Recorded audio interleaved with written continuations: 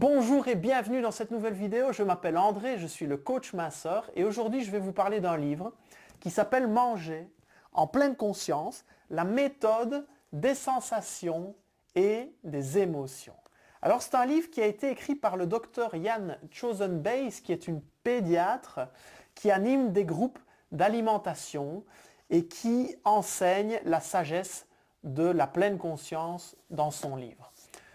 Je vous ai déjà expliqué le livre Savourer de Thich Nhat Hanh. C'est le même thème, mais abordé différemment. Et je dois dire que les deux livres se complètent assez bien. L'auteur va nous expliquer les 7 sortes de faim. Il va nous apprendre à les distinguer, il va nous apprendre à mieux les vivre et à savoir ce qu'il faut faire en fonction de chaque sorte de faim qu'on peut ressentir. Alors les 7 sortes de faim, il y a la faim des yeux qui est très largement utilisée par les publicitaires. Quand vous voyez des images ou des publicités avec des repas qui ont l'air très alléchants, c'est la faim des yeux. Et ils la nourrissent un maximum parce qu'ils savent que ça peut déclencher en vous l'envie de manger. Il y a aussi la faim du nez. Ce qu'il faut savoir, c'est qu'on est capable de reconnaître environ 10 000 odeurs différentes. Notre nez a vraiment une grande capacité. Et aussi, certaines personnes, certains publicitaires peuvent utiliser cette faim. Il y a même carrément parfois des petits objets qui sont placés à l'entrée des magasins, peut-être que vous avez déjà vu, à l'entrée de certaines confiseries qui diffusent des odeurs de bonbons pour vous donner cette envie d'aller en acheter alors que votre corps n'en réclame pas du tout. Vous avez la faim de la bouche, vous avez la faim de l'estomac. Elle est parfois trompée par 2 sensations.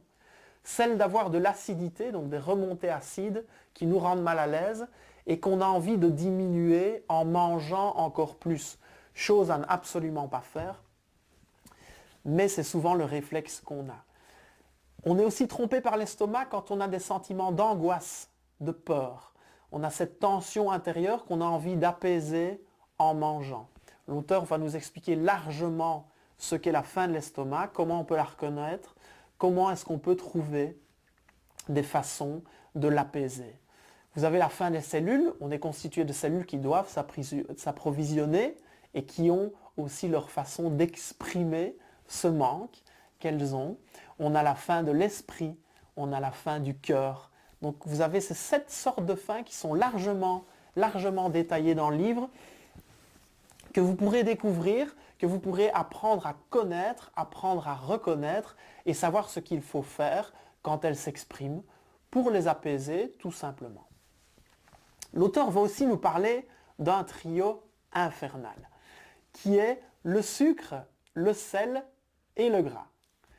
Alors ce trio infernal, pourquoi est-ce qu'ils sont apparentés? Pourquoi est-ce qu'ils font partie d'un trio justement? Et parce qu'ils créent une accoutumance. On dit souvent le sucre appelle le sucre. C'est la même chose à propos du gras. C'est exactement le même processus à propos du sel. Par rapport au sucre, ce qu'il faut savoir, c'est que l'auteur l'explique assez bien.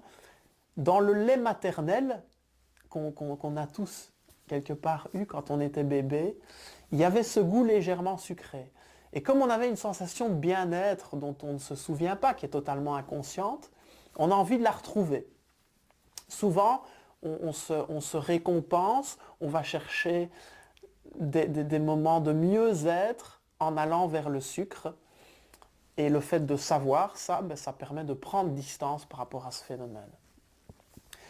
Donc, autre élément de ce trio, le gras, là, ça concerne plus nos ancêtres qui ont vécu des moments de famine, des hivers terribles. Et ce qui se passait, c'est que les personnes les plus grasses étaient les personnes qui survivaient. Donc quelque part, c'est inscrit génétiquement en nous. On a parfois cette tendance à aller vers du gras alors qu'on n'en a pas forcément besoin. En tout cas, on n'a pas besoin d'un surplus de gras. 3e élément du trio, le sel. Le sel a pour nous inconsciemment une connotation de rareté. Le sel était relativement rare anciennement et il permet de conserver les aliments. Donc c'était vraiment ce qu'on appelait l'or blanc, c'était le sel. Donc quand on sait que quelque chose est rare, on a envie d'y aller pour être sûr d'avoir un maximum de réserve et ne manquer de rien. Donc ça fait aussi appel à un certain réflexe de survie. Donc l'auteur développe ces trois éléments qui font partie de ce trio infernal et nous explique comment il fonctionne, comment est-ce qu'il se développe dans notre corps, comment est-ce qu'il nous appelle dans notre alimentation. Il va aussi nous expliquer qu'on développe des comportements automatiques. C'est-à-dire que, par exemple, vous êtes stressé et vous savez que le sucre vous procure du bien-être. Et c'est réellement le cas. Notre cerveau a besoin de glucose et quand on apporte du glucose à notre corps, ça lui donne une belle bouffée de bien-être et de plaisir. Donc, stress, envie de bien-être, sucre. On développe une sorte de comportement automatique. La pleine conscience va nous aider à arrêter ce processus, à y mettre un terme, parce que en pratiquant la pleine conscience, vous allez vraiment créer un espace qui va commencer à exister entre la pensée, je suis stressé, et l'action, je mange pour aller mieux. Et cet espace permet de sortir, vraiment de sortir de ce schéma de comportement conditionné. Il va aussi vous donner 6 conseils. 6 conseils pour pouvoir manger en pleine conscience. Alors le premier, c'est de manger lentement. Vraiment de prendre le temps, de ralentir un maximum. De mastiquer ces aliments. D'utiliser la main non dominante. Vous allez voir que vous mangerez moins. D'utiliser des baguettes.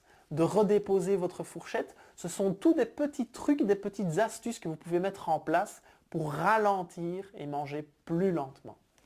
Deuxième conseil, c'est de manger la quantité juste. On sort souvent de table en se disant « Ah, j'ai mal au ventre, j'ai trop mangé, je me sens lourd, je ne me sens pas bien, j'ai difficile à digérer. » Essayez de manger la juste quantité, c'est-à-dire de ne pas remplir votre estomac à ras-bord, mais de le remplir à 8/10. Peut-être que vous connaissez, vous avez déjà vu des reportages télévisés sur les habitants d'Okinawa, c'est une île au Japon, qui compte le plus grand nombre de centenaires. Un de leurs secrets pour vivre vieux et en bonne santé, c'est de manger au 8/10 de leur estomac. Donc vraiment de ne pas atteindre ce plein ou ce trop plein, mais de s'arrêter avant. Autre conseil, et c'est le troisième, faites attention à la fameuse équation énergétique. Alors qu'est-ce que l'équation énergétique? C'est la suivante. La stabilité du poids dépend des calories que l'on ingère et de sa dépense énergétique. Donc à partir du moment où vous voulez perdre du poids, vous pouvez agir sur le fait de diminuer les calories que vous ingérez et d'augmenter la dépense énergétique. Soit vous agissez sur un des deux, soit vous agissez sur les deux pour avoir encore plus de résultats. Le quatrième conseil, c'est la substitution consciente.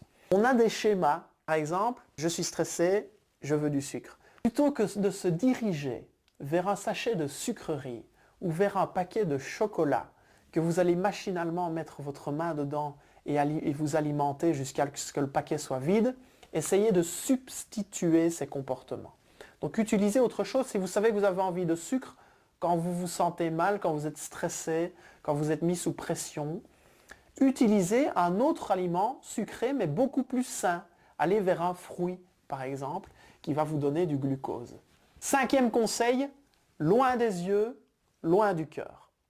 Si vous savez que vous êtes parfois pris de rage alimentaire, vous allez dans ce paquet de chocolat qui est juste là à côté de vous, vous l'avez soigneusement placé dans votre tiroir, à côté de votre endroit de travail, à côté de votre bureau, et vous savez que dès que vous n'êtes pas bien, vous pouvez aller vers ce paquet de chocolat, déplacez-le, changez-le de pièce, enlevez-le de cette place, vous verrez que vous arriverez beaucoup mieux à vous contrôler de cette façon. Sixième conseil, il concerne la bienveillance et le critique intérieur. Vous savez, on a parfois cette sensation d'avoir des petites voix qui nous parlent. Et il y en a de 3 catégories différentes. Il y a une voie qui concerne le perfectionniste qui est à l'intérieur de nous. Il veut absolument essayer d'atteindre une forme de perfection. Et les publicitaires ont très bien compris ce concept. Ils nous bombardent d'images publicitaires avec des situations, des personnes plus parfaites les unes que les autres à qui on veut absolument ressembler. Deuxième petite voix intérieure, c'est celle du motivateur. Cette petite voix qui va nous dire « tu peux le faire, tu peux arriver à cette perfection » et vraiment il va nous motiver à se mettre en marche et à aller vers ce changement pour atteindre cette fameuse perfection. Troisième petite voix, et elle prend parfois beaucoup de place, c'est celle de notre critique intérieure. Alors cette petite voix, elle est alimentée, elle est suralimentée par nos angoisses et par nos peurs. Cette petite voix, cette petite voix intérieure qui nous critique, elle va vraiment être à son plein potentiel quand vous ne sentez pas bien, quand vous avez peur, quand vous ressentez des angoisses. Ce qu'il faut savoir, c'est qu'elle est là, elle existe, vous n'arriverez pas à la faire disparaître, mais vous pouvez lui parler, vous pouvez lui envoyer un message quand elle se présente et lui dire « Écoute, pour l'instant, j'ai besoin de sollicitude, je n'ai pas besoin de tes reproches.